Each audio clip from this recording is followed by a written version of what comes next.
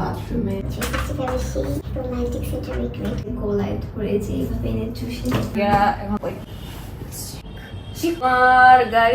Guys সত্যি কথা বলতে ওই টাইমে আমি ইউটিউবে ভিডিও দেখতেছিলাম, তো ভিডিও দেখতে দেখতে ওদের ওই ইউটিউব চ্যানেলটা আমার সামনে আসে। তো ওদের ইউটিউব চ্যানেলে ঢুকে আমি যখন ওদের দুই একটা ভিডিও দেখি, তো আমার এমন মনে হইতেছিল যে আমি কোনো ইউটিউব চ্যানেল না বরং কোনো পর্ন চ্যানেলে ঢুকে পড়ছি। মানে আমি দেখতেছি ভিডিওর মধ্যে একটা ছেলে আইসে একটা মেয়ের সাথে ডলাডলি করতেছে, মেয়েটা টেপ ধরে টান দিতেছে, আবার কতক্ষণ পর দেখতেছি যে দুইটা মেয়ে মিলে ডলাডলি করতেছে। মানে বোঝো একবার, মেয়ে মিলে ডলাডলি করতেছে। গাইস এখানে মেইন টপিকটা হচ্ছে টাকা। টাকার জন্য এইসব মেয়ে যা ইচ্ছা তাই করতে পারে।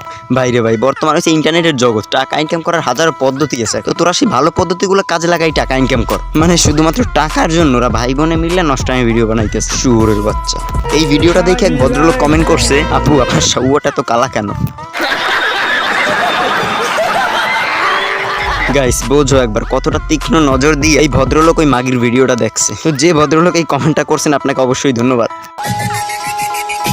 কুল মামা কুল করিও না ভুল, লুঙ্গি তুলা নাচিও না।